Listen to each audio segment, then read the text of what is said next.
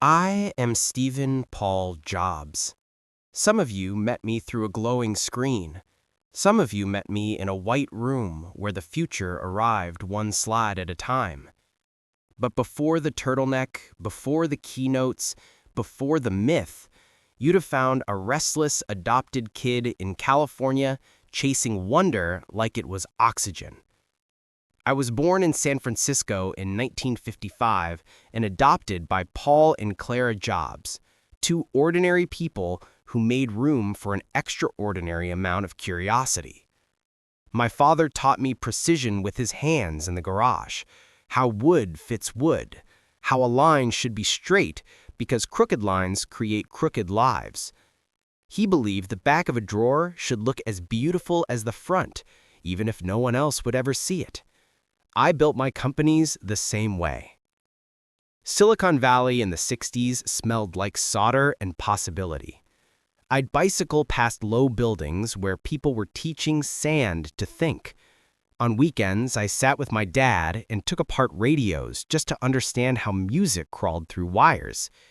I learned that inside every box was a decision, and if you could change the decisions, you could change the world inside the box. I was not a model student. I was a model of restlessness. Authority and I argued, curiosity and I conspired. At Homestead High, I found a tribe of kids who loved circuits the way poets loved verbs. We wandered into the Homebrew Computer Club, where revolutionaries with pocket protectors swapped parts and dreams. That's where I learned a simple truth. Technology is a bicycle for the mind. Then there was Woz, Steve Wozniak. Equal parts kindness and genius. If I was gravity, he was lift. He could make silicon sing, I could make people hear the song. We were a vector that only made sense together. College and I had a complicated relationship. I went to read, then dropped out to drop in on the classes that fed me. Calligraphy, for one. Thick and thin strokes, kerning that felt like breathing, letter forms that were both math and art. It seemed impractical at the time. Years later, when we built the Macintosh, those elegant fonts became a love letter from that classroom to the world. Sometimes, the dots only connect in hindsight. I took a spiritual detour to India, shaved my head, and tried to listen to silence until it spoke. I learned that simplicity isn't the absence of complexity, it's the resolution of it. A great product should feel inevitable, like it was always waiting for you. Back in the valley, Woz had a board the size of a kitchen tray and a dream the size of a planet. The Apple I was born on a wooden table with parts scrounged and sold. We started a company in my parents' garage, Apple, not because garages are romantic, but because we were too busy building to ask permission for an office. Apple II arrived like a sunrise, a personal computer that was personal. Not just a kit for hobbyists, but a finished, friendly machine. Color, plastic, a smile hidden in circuitry. We weren't shipping boards, we were shipping possibility. The orders stacked, the zeros multiplied, the rooms got bigger, the suits arrived, and still, inside, I was that barefoot kid who wanted the back of the drawer to be beautiful. But I wasn't satisfied with usefulness. I wanted delight. I wanted the computer for the rest of us. That meant a graphical interface, a mouse, icons. It meant pointing at ideas instead of memorizing incantations in a command line. We visited Xerox PARC and glimpsed the future through a keyhole. I didn't want to copy it. I wanted to finish it. So we formed a pirate crew inside a navy, the Macintosh team. A pirate flag flew above the building because we were breaking rules to make better ones. The walls were covered with sketches and deadlines. The nights were long and caffeinated. I pushed hard, sometimes too hard. But we weren't building a product. We were carving a cathedral you could put on a desk. I walked the factory floor and told the engineers the inside should look as clean as the outside. Why? They asked. No one will see it. I said, we will. I demanded an impossible case seam, a startup chime that felt like welcome home, a boot sequence that didn't punish you for being human. I fought for the details because the details fight for the soul. A dark room, a hammer flying toward a screen. The Macintosh launched like a poem that punched. We'd shipped the future in a box. People cheered, people cried. For a moment, the world saw what we saw. That technology could be friendly. That a machine could have manners. That design isn't how it looks, design is how it works. But revolutions are expensive and the market is impatient. The Mac was beautiful and early. Sales didn't meet spreadsheets. I was brilliant and abrasive in equal measure. The board and I danced toward a cliff. Then I went over it. I was fired from the company I started. Loss has a particular gravity. The phone stops ringing. The rooms feel bigger. The mirror asks harder questions. But if you're lucky, exile becomes a forge. I went back to the garage, in a way, and started again. I founded Next, a computer for universities and scientists, built like a sculpture and priced like a secret. We obsessed over black magnesium, over the joy of a perfect cube, over software that felt like silk. People laughed at the cost. They weren't wrong. But sometimes you build the tools for tomorrow's breakthroughs before tomorrow can afford them. And then there was Pixar. Small, brilliant, almost broke. We didn't set out to make cartoons, we set out to make worlds. We bet everything on a story about a jealous cowboy and a plastic astronaut. Toy Story walked, and then it ran, and then it flew. We learned that when technology serves story, it disappears. And what remains is wonder. The box office cheered, my heart did too. It turns out the same rules apply to movies and computers. Make it insanely great or don't ship. Meanwhile, back at Apple, the lights were flickering. The company needed a soul transplant. We merged Next into Apple. I picked up the badge again, older, sharper, finally ready to be both artist and editor. The first job was subtraction. We killed products that didn't deserve your attention. We made a simple grid on a whiteboard. Consumer, Pro, X, desktop, portable. 4 squares.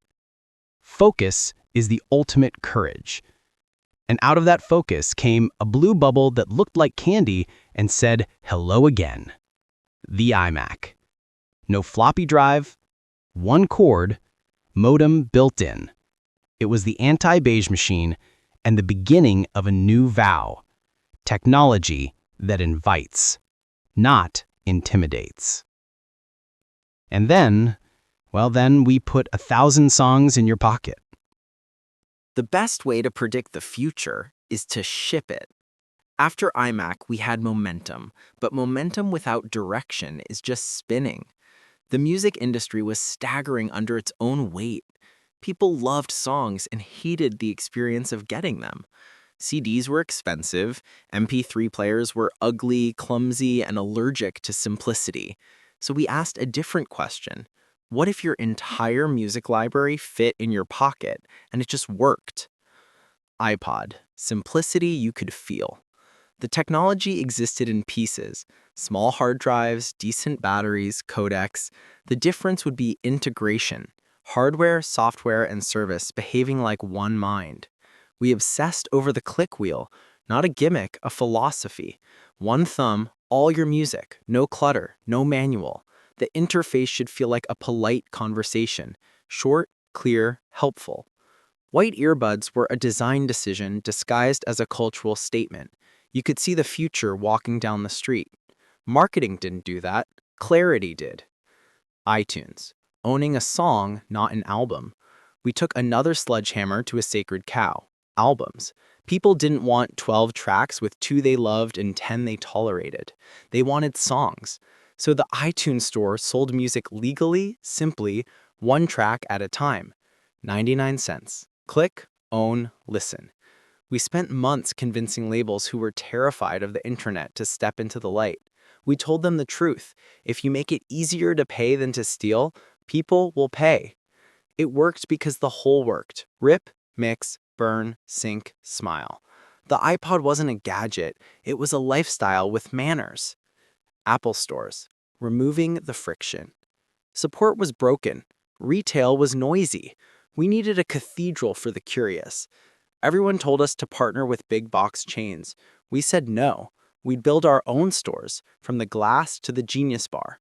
Real wood, real light, real humans who could answer a real question without sending you down a phone tree that loops like a bad dream. We put the products on tables like instruments in a music room. Touch them, play them, learn. Retail became education. Revenue was a side effect of respect. Design is how it works. People like to quote me, design is not just what it looks and feels like. Design is how it works. That wasn't a poster line. It was a hiring standard. We built small, tight teams, industrial design, software, silicon, sitting elbow to elbow, arguing with taste and data until the product said, thank you. We said no more than we said yes. The 1,000 no's are the frame that makes the one yes inevitable. If a feature confused your grandmother, it died. If a seam broke the story, we sanded it off the face of the earth. The phone is broken. Meanwhile, the phone in your pocket was a museum of compromises. Plastic keys welded to yesterday, interfaces that looked like spreadsheets, and smart that felt sluggish. Carriers thought they ran the world. We thought the user did. The question became obvious.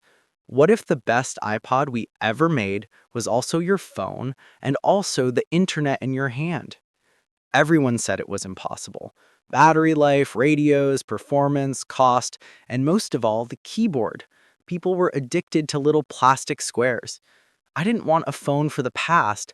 I wanted a slab of potential where software could become any tool you needed. Multi-touch. Your finger is the cursor. We didn't invent touch.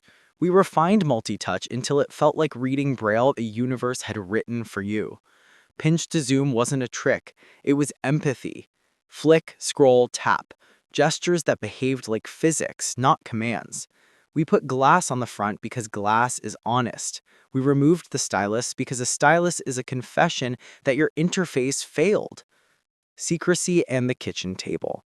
We built the first iPhone like a heist movie performed by monks. Badges, code names, compartments, prototypes that looked like decoys, and decoys that worked like prototypes. We sketched on whiteboards and kitchen tables. We argued, a lot. Good arguments leave teeth marks on your ideas and polish on your soul. Battery, we made peace between power and thinness by refusing to indulge feature creep. Antennas, we learned where hands touch and taught the metal to behave. OS X in your pocket, we carved it down without cutting out its heart. Hello, iPhone. When I stepped on stage in January 2007 and said we were introducing 3 revolutionary products, an iPod, a phone, and an internet communicator, and then said, are you getting it? These are not 3 separate devices. That wasn't showmanship. It was integration made visible. The room laughed, then gasped, because the future finally had a shape you could hold. We killed the keyboard. We made the screen the product. We put Safari in your hand and the real internet, not a cartoon of it. Visual voicemail, a camera you'd actually use, music without compromise, and one home button, because home should always be one click away. The ecosystem. It's all the same company. Most companies ship boxes. We shipped relationships between objects. Your Mac knew your iPod knew your phone knew your Mac. Sync wasn't a feature, it was the story. Your life consistent everywhere. That takes taste wrapped around engineering, wrapped around operations. You can't bolt that on at the end. Saying no again. Carriers wanted branding all over the UI. We said no. Partners wanted their apps preloaded like barnacles. We said no. Every yes that didn't serve the experience was stealing from the customer. We protected that experience like it was our child, because it was. The App Store question. At first, we said web apps. The browser was powerful, the platform was young. Developers wanted native. They wanted speed, sensors, delight. We listened, but listening isn't the same as surrender. If we open the door, we do it with standards. Security, review, one store, one place to pay, one place to trust. The App Store was inevitable, not because we wanted revenue, but because we wanted quality at scale. iPhone changes the company. After iPhone, we were no longer just a computer company. We were the place where technology meets liberal arts, where silicon serves story, where glass and aluminum bow to humanity. That's why the edges are curved, the icons breathe, the animations move at the speed of understanding. The soul of the product is not the spec sheet, it's the feeling when you touch it. Relentless editing. We killed products that didn't earn their spot in your life. We simplified lines. We kept the pipeline hungry enough to stay honest. Focus isn't starvation, it's nutrition. You feed what you love so it can grow, and you prune what you don't so it won't choke the garden. Marketing is a truth serum. Think Different wasn't a campaign, it was a mirror. The crazy ones, the misfits, yes, them, but also us, trying to be worthy of the tools we put in their hands. You can't advertise your way out of a bad product. You can only improve the product until the ad is simply a photograph. Towards the next glass rectangle. We weren't finished. Phones would get thinner, faster, smarter. Photos would become memories you could search. Maps would become conversations with the city. Payments would become a gesture, and there was still a bigger canvas waiting. A device that sits between the phone in your pocket and the Mac on your desk. A tablet that didn't feel like a compromise, but like a new idea that had always been there, waiting for a battery to last and a chip to keep up. We were building it while the world was still learning to pinch and zoom. The store in your pocket, the tablet on your lap, the discipline of no. The iPhone was a beginning masquerading as a product.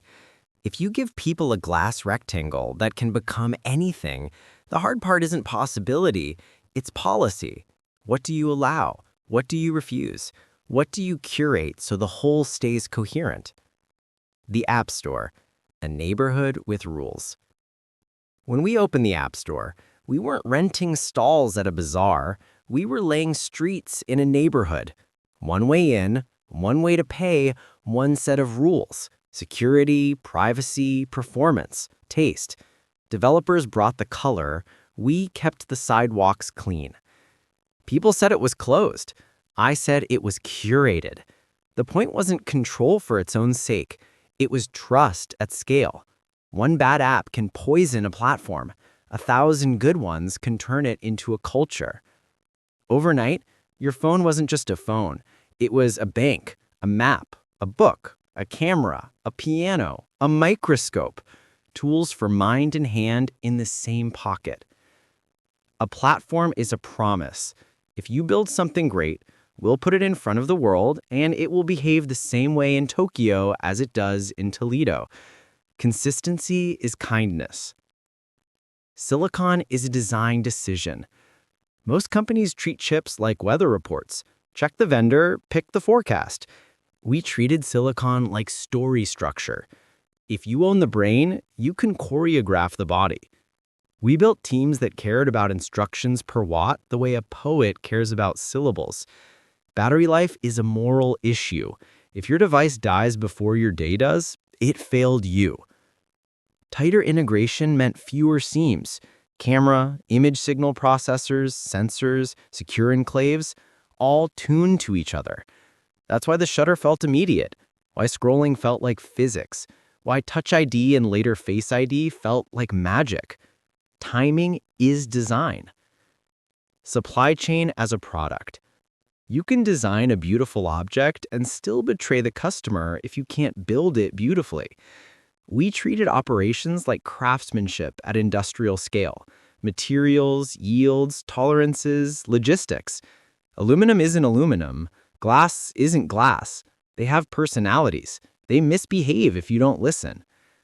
We invested in factories, custom tooling, CNC lines that turned billets into poetry. Pallets, planes, boxes, yes, even the box. Every touchpoint was part of the experience. Opening a device should feel like the first note of a song you already love. iPad, the space between. We'd been sketching it for years, a tablet that wasn't a shrunken laptop or a stretched phone. The world didn't need another compromise, it needed a third genre. The iPad was for reading, browsing, watching, creating, touching information without a file cabinet getting in the way. We had to break habits. No window Chrome, no mouse cursor, no visible file system. It made some people uncomfortable. That's fine. Innovation is hospitality for the future, not nostalgia for the past. Artists started drawing with fingers that suddenly felt like brushes. Airlines threw away manuals that weighed more than their pilots. Kids opened a universe and didn't need a manual to enter. Retail rewritten again. Apple stores multiplied, but the rule stayed. Don't sell, teach. The Genius Bar wasn't a gimmick. It was an apology for decades of customer abuse. We trained people to care, not to upsell. If you fix the problem quickly and with empathy, people come back, not just for products, for confidence. Flagship stores weren't temples to us. They were public squares. Transparency, literal and metaphorical. Stairs you can see through. Glass you can touch without a guard barking. A kid should feel welcome to dream there. A grandparent should feel safe to learn there.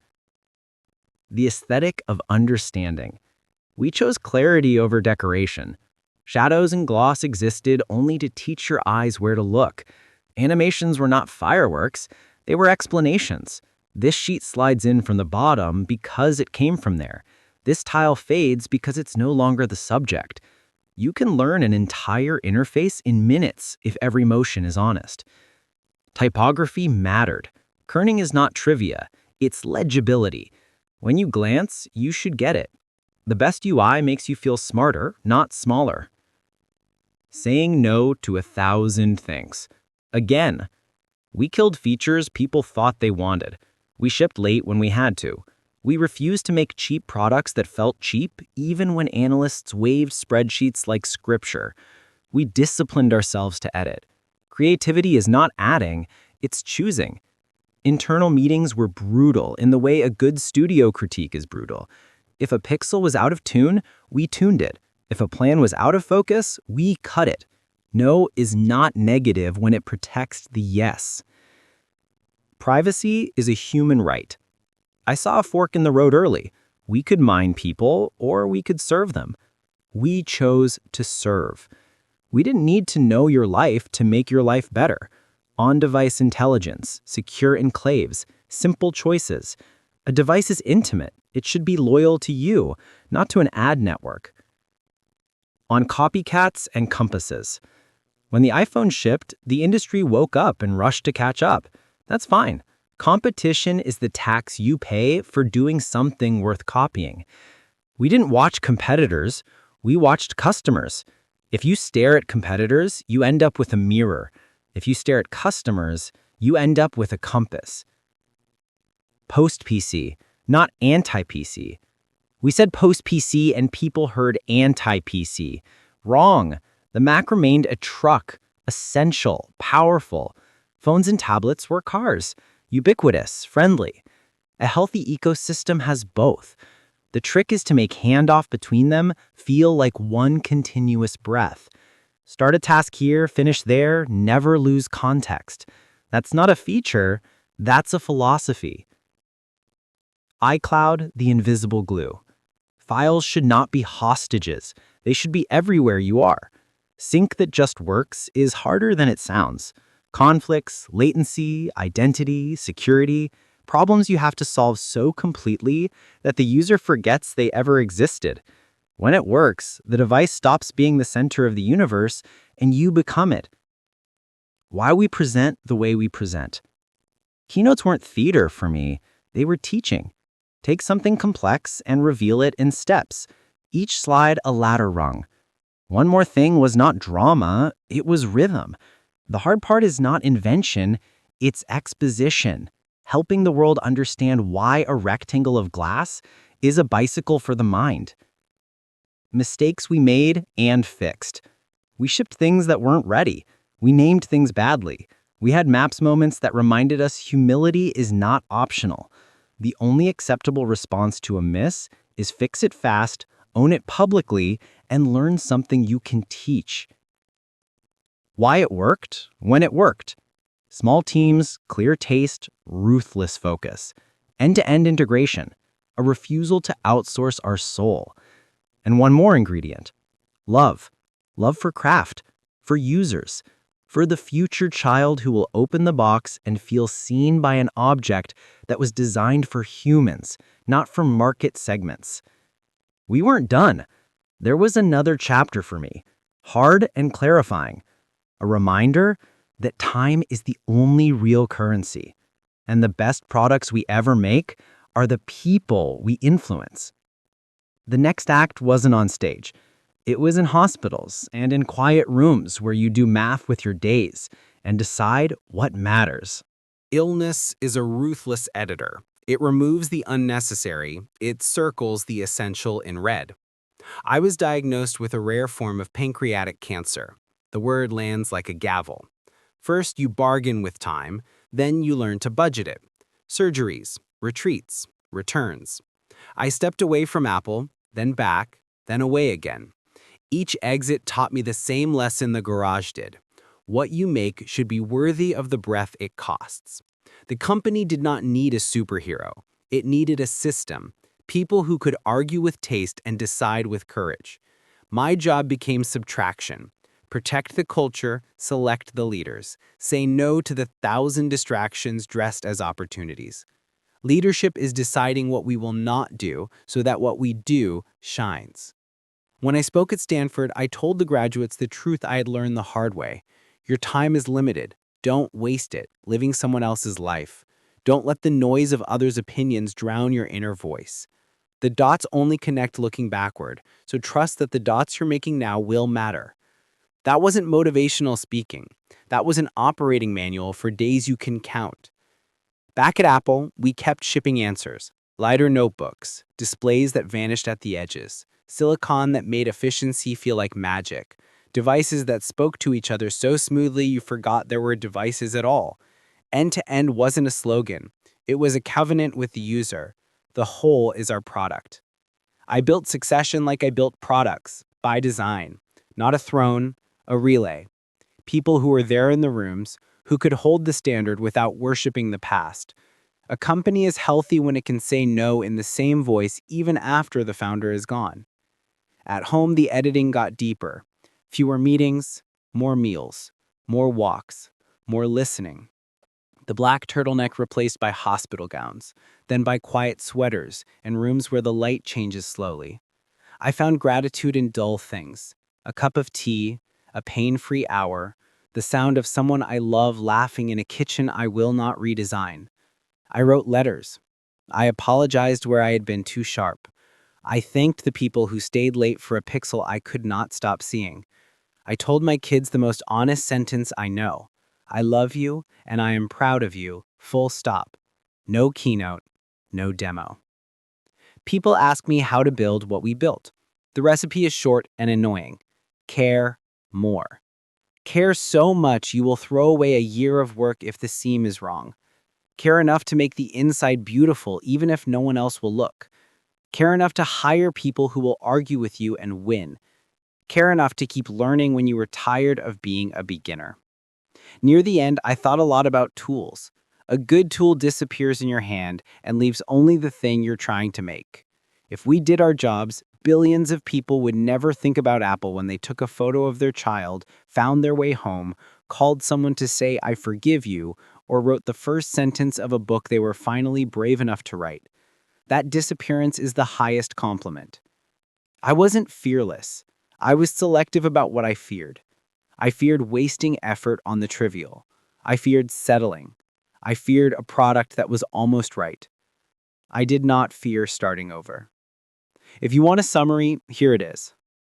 Focus is a gift you give your future. Taste is a skill you practice, not a gene you inherit.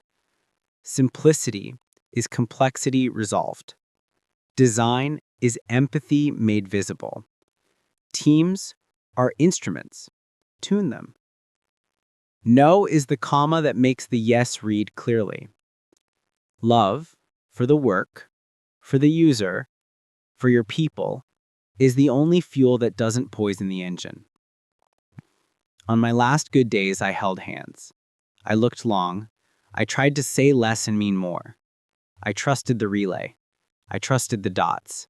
I trusted that the tools we made would help someone find their voice, or their way, or each other.